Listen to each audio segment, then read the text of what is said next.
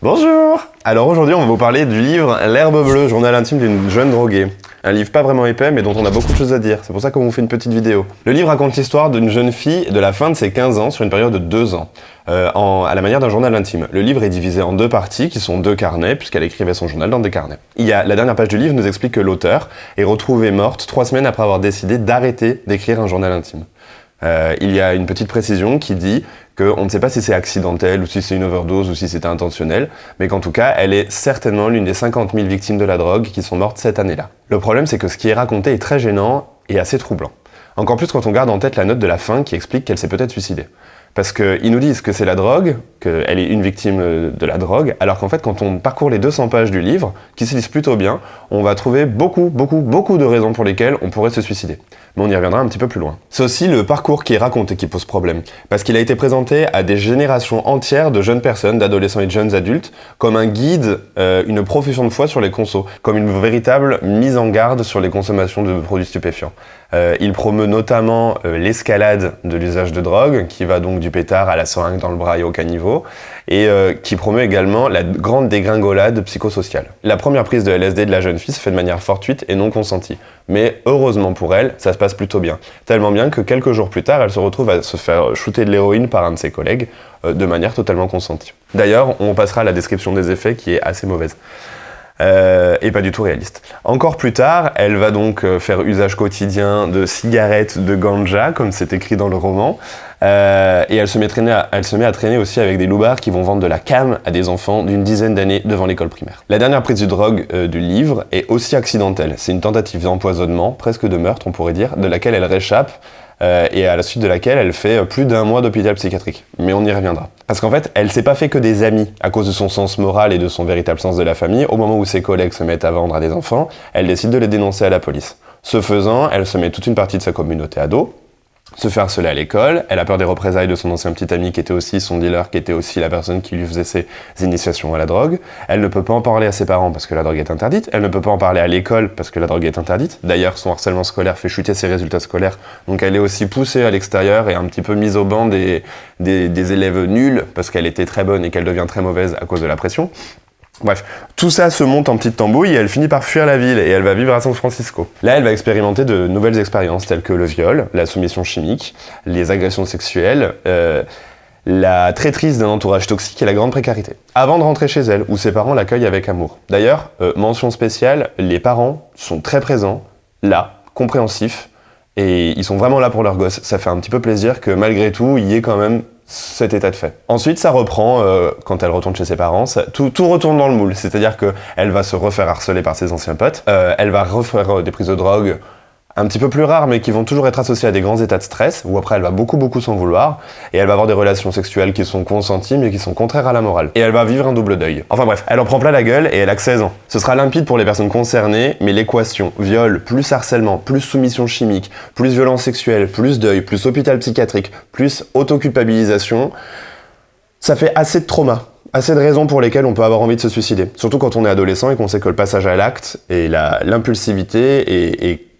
complètement azimuté quand on est adolescent. Et ça, c'est pas nous qui l'inventons, hein, c'est la psychologie qui le dit. Et à la lumière de tout ça, on se dit que quand même, le livre serait plutôt à conseiller aux parents qui ont des ados difficiles, avec la morale, regardez tout ce que votre adolescent vit et ce qu'il n'ose pas vous raconter pour essayer de le comprendre, plutôt que de dire, c'est quand même, elle le mérite tout ce qui lui arrive vu qu'elle arrête pas de se droguer. Et c'est à la lumière de tout ça que la fin est encore plus nauséabonde, de se dire que c'est une victime de la drogue, alors que la pauvre, je veux dire, pas grand monde aurait survécu à ce truc-là sans des vraies envies de se suicider. C'est là que je me suis dit qu'il y avait quelque chose de bizarre.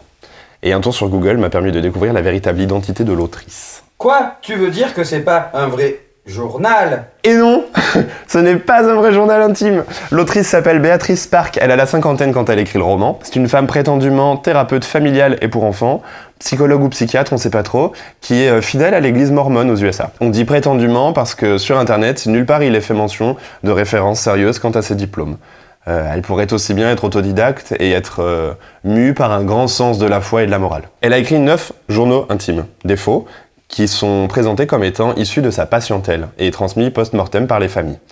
Sur des sujets aussi divers que la drogue, le culte satanique, la drogue, la grossesse non désirée, la drogue, Le rap, la drogue, les gangs, la drogue, les troubles du comportement alimentaire, la drogue, l'adultère, la drogue et la grossesse non désirée. Et la drogue. Après recherche, il semble que seul l'herbe bleue, donc celui-là, ait eu droit à une traduction française. Ce qui est assez étonnant parce que c'est le premier qui a été publié et aussi qu'il a eu un succès retentissant. A priori, plus de 4 millions d'exemplaires ont été vendus à travers le monde. Alors c'est sorti au tout début des années 1970. 70s, flower power à fond. Juste après le festival Woodstock de 1969 qui a traumatisé la morale américaine.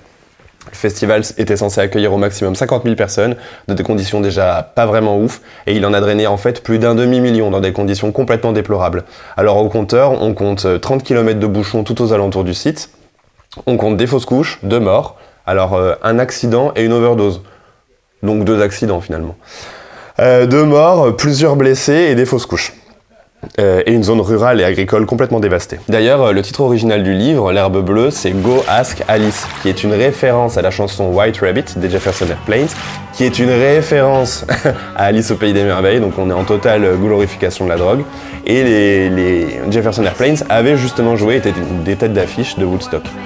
En gros, ce titre, Go Ask Alice, à mon avis, et c'est mon analyse très personnelle, c'était un petit peu un appât pour faire venir les hippies en mode « Eh venez, on va vous parler de la drogue », sans qu'ils comprennent, sans qu'ils se doutent qu'ils vont se prendre une vilaine leçon de morale sur le dos. Et c'est aussi la période âpre de la double guerre aux États-Unis, c'est-à-dire qu'on est en pleine guerre froide, donc avec la Russie, le bloc soviétique qui a commencé à la toute fin de la Seconde Guerre mondiale et qui a traîné jusqu'au début des années 90. Et on est aussi sur la guerre assez tropicale qui se déroule au Vietnam, où le conflit s'enlise depuis plus de 15 ans. On est aussi à moins d'une décennie de la fin de la ségrégation raciale aux USA, avec, on peut l'imaginer, des gens qui sont nostalgiques de l'époque où on différenciait les gens avec leur couleur. Autant dire que les raisons de dégoupiller sont très nombreuses. Le climat est pas du tout rassurant, qui plus est dans un pays où on peut avoir une arme. D'ailleurs, dans le bouquin, l'accent est mis sur le LSD.